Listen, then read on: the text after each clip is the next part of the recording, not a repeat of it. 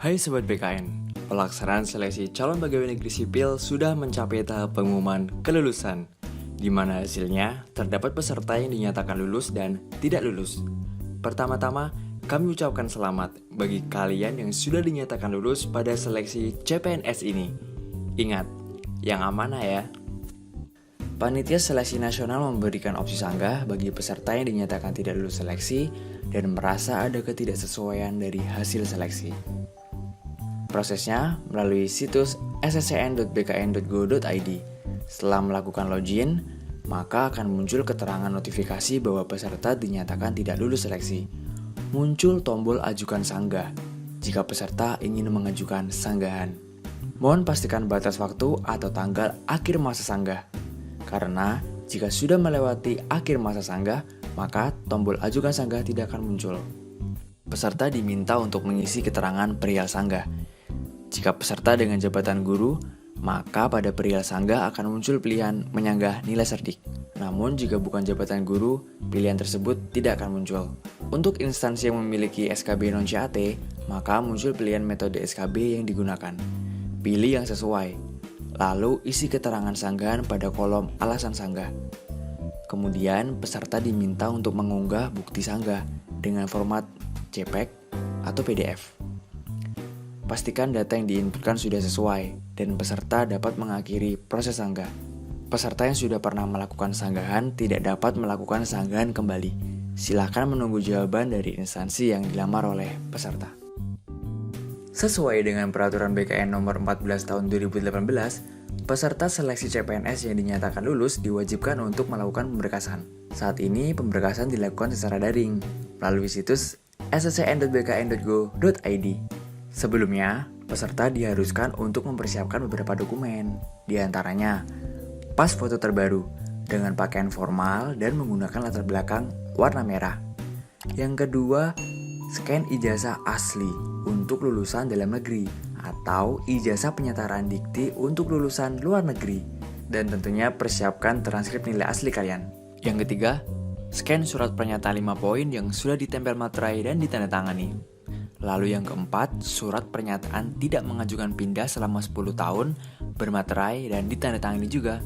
Oh iya, beberapa instansi mungkin menambahkan syarat surat pernyataan lain.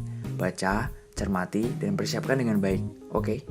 Selanjutnya yang kelima, surat keterangan catatan kepolisian atau SKCK. Pastikan masih berlaku ya. Keenam, surat keterangan sehat jasmani dan rohani dari dokter yang berstatus PNS. Jadi, bisa dari misal puskesmas atau rumah sakit pemerintah ya. Yang ketujuh, surat keterangan tidak mengkonsumsi atau menggunakan narkoba yang berasal dari unit-unit pelayanan kesehatan pemerintah. Berikutnya yang kedelapan, bukti pengalaman kerja yang telah dilegalisir oleh pejabat yang berwenang. Ini khusus bagi kalian yang memiliki pengalaman kerja ya. Oke, yang terakhir, daftar riwayat hidup atau DRH yang sudah bermaterai dan ditandatangani. Nah, terus bagaimana membuat DRH-nya?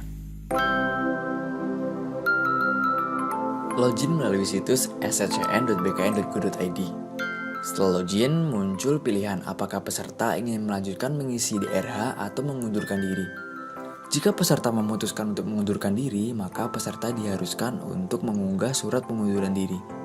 Tapi harapannya tentu kalian jangan mengundurkan diri ya. Oke lanjut. Pertama, peserta diharuskan mengunggah pas foto yang sudah dipersiapkan. Ingat, pakaian formal dan latar belakang merah dengan ukuran 100-200 KB.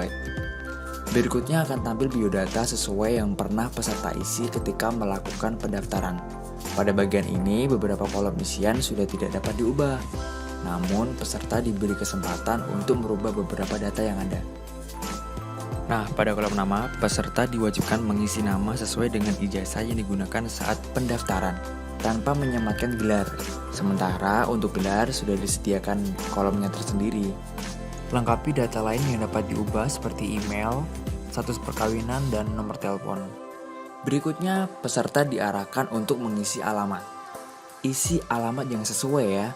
Nah, dalam hal tidak ditemukan nama kelurahan atau desa, kalian bisa pilih lainnya. Lalu isikan nama kelurahan atau desa yang sesuai.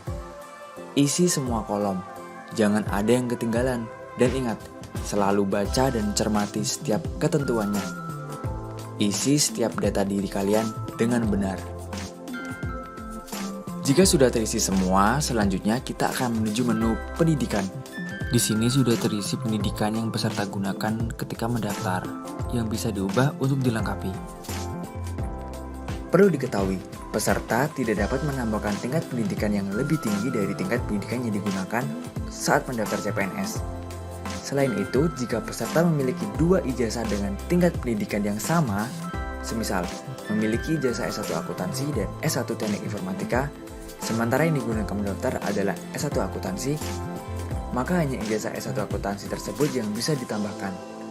Pastikan data terisi sesuai dengan dokumen ijazah kalian ya. Selanjutnya ada menu kursus atau pelatihan. Peserta dipersilakan mengisi jika pernah mengikuti kursus atau pelatihan. Apabila penyelenggara adalah instansi pemerintah, isi sesuai nama instansinya. Jika tidak, maka bisa dikosongkan saja. Setelah terisi semua, maka selanjutnya menuju ke menu pekerjaan. Pada menu ini, peserta dapat mengisi dengan riwayat pekerjaan yang pernah dijalani. Sama seperti sebelumnya, apabila pernah bekerja di instansi pemerintah, maka dapat mengisi kolom berikut sesuai nama instansi. Jika tidak, maka kosongkan saja. Terdapat menu penghargaan dan prestasi yang bisa diisi apabila peserta memiliki. Setelah itu, menu keluarga. Pada menu ini, jika anggota keluarga merupakan pegawai negeri sipil atau pensiunan pegawai negeri sipil, maka dapat mengisi kolom NIP, yang mana nantinya akan muncul keterangan sesuai dengan database kepegawaian yang ada. Sekali lagi, selalu pastikan seluruh kolom yang diwajibkan untuk diisi sudah terpenuhi semua, dan pastikan data yang diisikan sudah sesuai. Oke, berikutnya menu riwayat organisasi. Dapat diisi sesuai riwayat organisasi yang pernah diikuti. Selanjutnya keterangan lain-lain. Nah, pada bagian ini peserta diharuskan mengisikan data-data nomor surat SKCK, surat keterangan catatan kesehatan dan rohani, dan surat keterangan bebas narkoba. Cermati kolom isian ini agar tidak salah input ya. Setelah selesai mengisi data-data, kemudian pada menu unggah dokumen, peserta diarahkan untuk mengunduh dan mencetak DRH perorangan dan DRH riwayat. Periksa kembali data-data dengan cermat dan teliti. Jika masih ada yang salah atau belum terisi, peserta dapat kembali ke menu di mana terdapat kesalahan isian. Pastikan kembali data sudah benar. Jika sudah, maka peserta siap untuk mencetak dokumen ini. Oh ya, ada hal penting yang jangan sampai terlewat.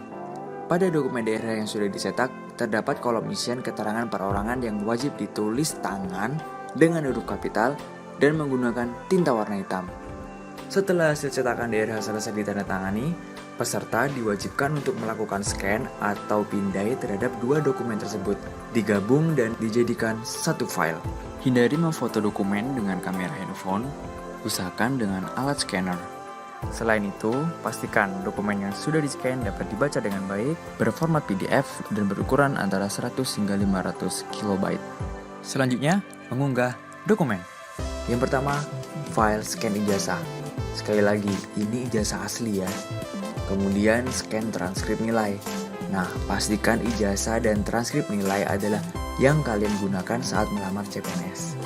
Berikutnya yang ketiga, file surat pernyataan 5 poin dan surat pernyataan yang dipersyaratkan oleh masing-masing instansi sudah diberi materai dan ditandatangani, serta pastikan sudah digabung menjadi satu file. Contoh suratnya bisa kalian unduh di sini ya. Lalu berikutnya, scan SKCK. Pastikan masih berlaku ya.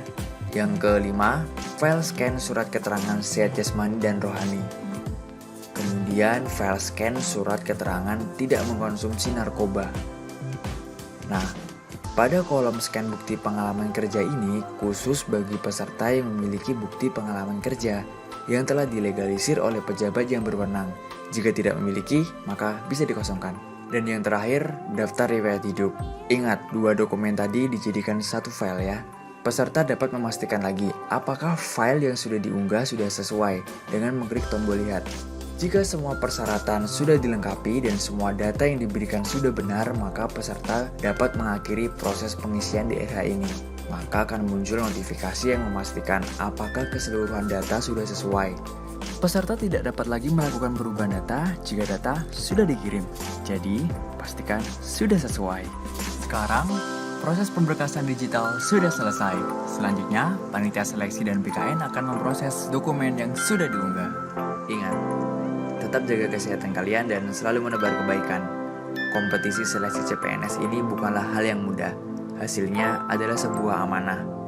Bagi yang belum berhasil dalam seleksi ini, akan selalu ada banyak cara untuk berkontribusi pada negeri. See you on top, pejuang